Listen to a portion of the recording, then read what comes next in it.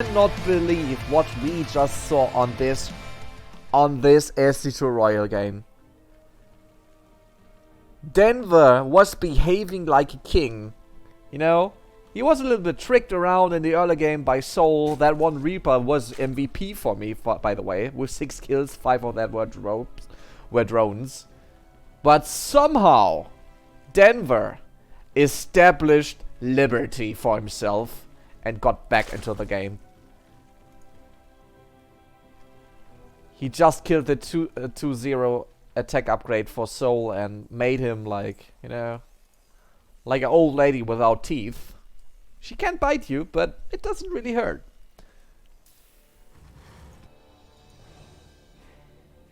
How is map 2 going to be evolved? Denver, natural expansion. Before gas, before pool, so everything is set up normal. Denver was so far ahead.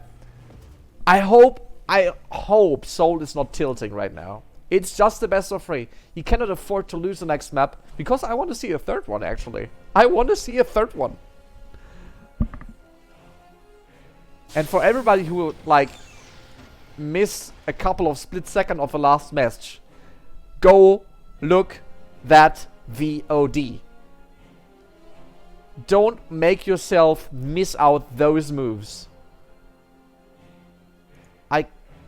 I cannot comprehend how good that moves were. I'm not able to. It is too much.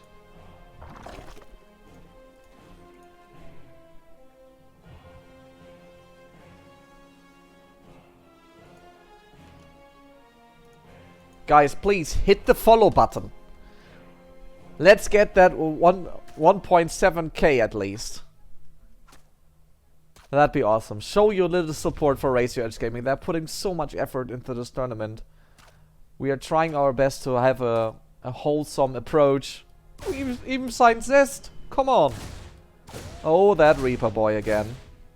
The drone has nowhere to run. Is getting knocked out. And Reaper's still alive. And oh, that pesky bunker is coming up again. Let's see if souL is going for that very quick third base as well again.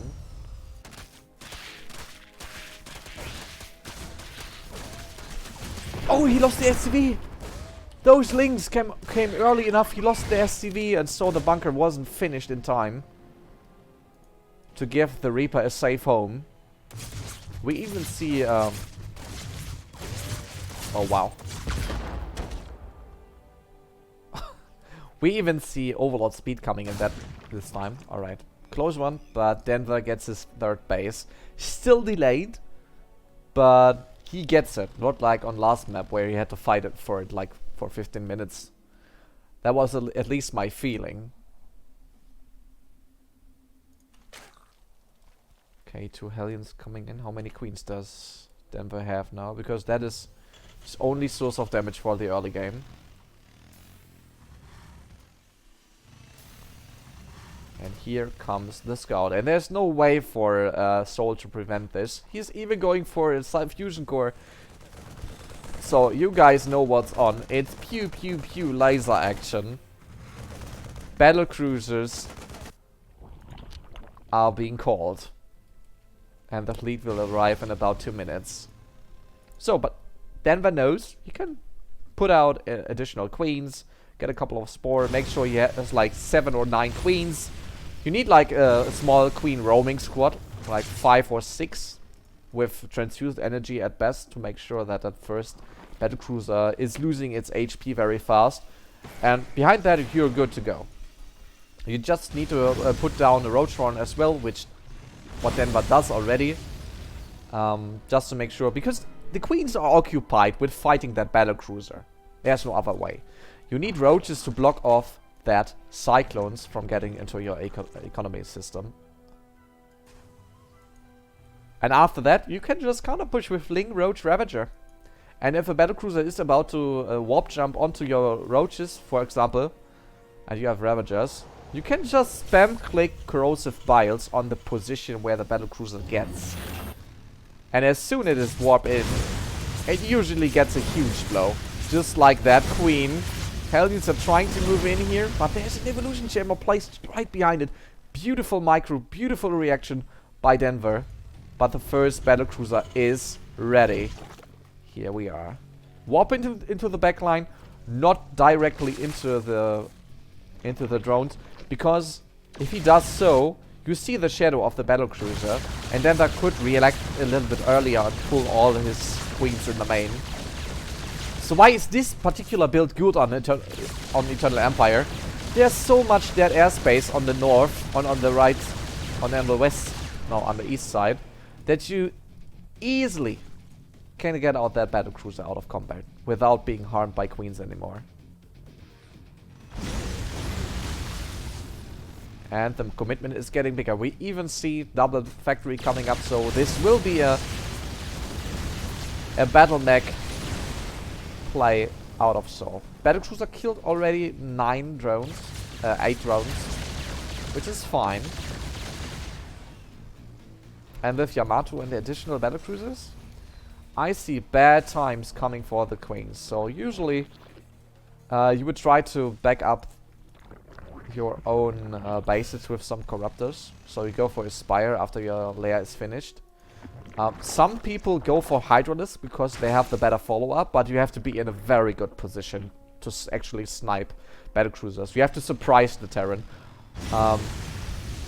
And since corruptors deal more damage, and they are very good versus buildings as well with caustic spray, they're usually taking over Hydras. Yeah, there it is. Spire is going down, but it still needs a lot of time until it's finished. So that battlecruiser just got repaired over there, and here is number 2.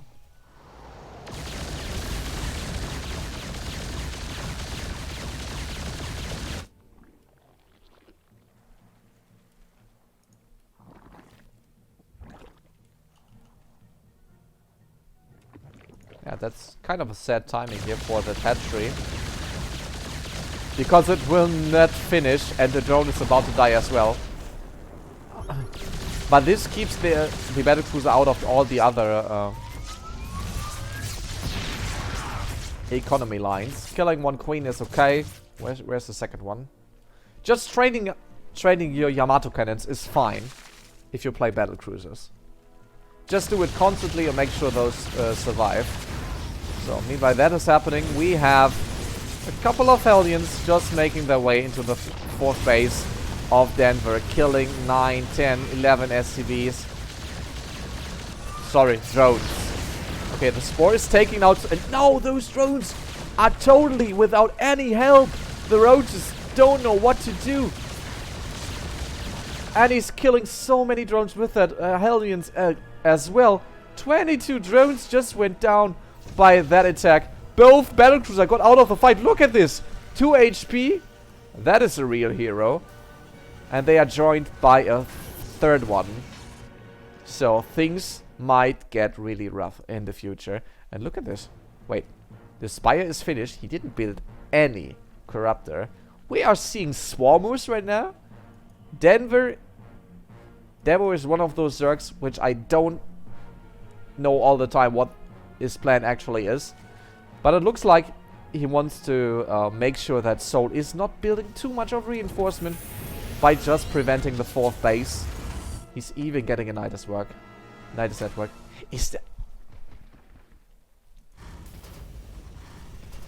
Is there a chance this works?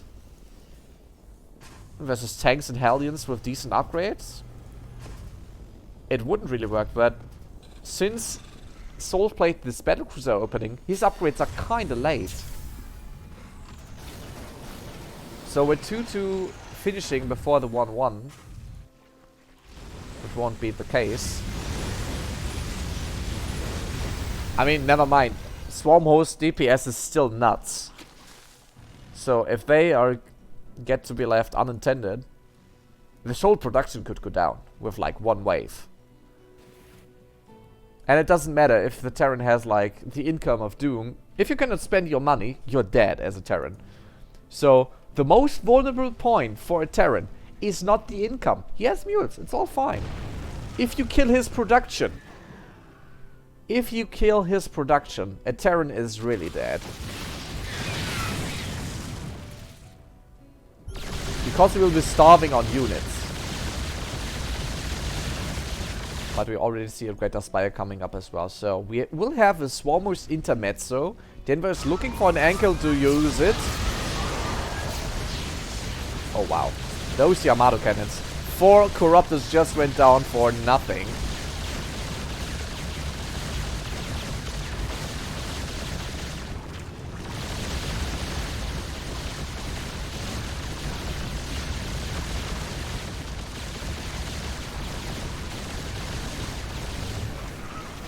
Alright, all of the battle cruisers are getting out. We have... Well, is that a flank of roaches? Versus all those tanks, I wouldn't recommend to engage. That Swarmers just used their things somewhere. I don't even know where. I'm sorry, I'm stupid, I didn't see it. 16 Swarmers. That makes 32 Locust with 50 HP. So that is a lot of... This is 1.6k of HP to deal with. If the timed life not going off. Wow, that might hurt by a lot. Battle cruisers won't deal with them very quickly. But the timed life is very short, actually. Look at this. Just a couple of SCVs in a depot. That is... I mean, it's cost efficient because you're not losing the swarm hosts. But still, it doesn't feel like a good wave. What is a good wave is a decent mule drop on the 5th base of souL. He is really getting ahead in terms of income. And usually that's a good sign for a battle mech Terran. Oh, battle cruiser getting engaged on. Look at this. souL just put down like 6 turrets to prevent most of this damage dished out by those locusts. Battle cruisers killing the rest. Beautiful done.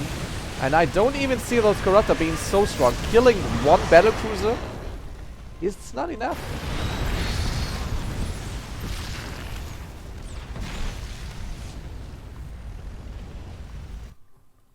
Oh boy. You see, the roaches did nothing. Expect dying to the planetary and all those tanks beautifully being sieging up. So looks like more Denver was walking into souL's trap right there. So we see additional Corruptors coming up. Maybe we now see the Broodlord switch. A couple of Thors will be joining the fight, but all those things will be useless by the time we have Broodlords.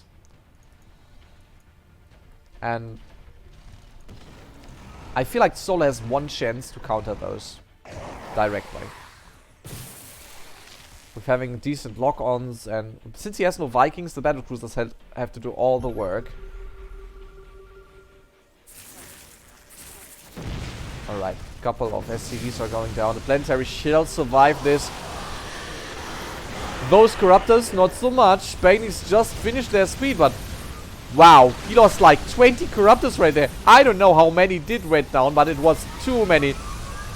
Swarmos wave not finished. Corruptors no longer in place. souL is just making it rain the apocalypse onto Denver's units. This base, no chance of surviving.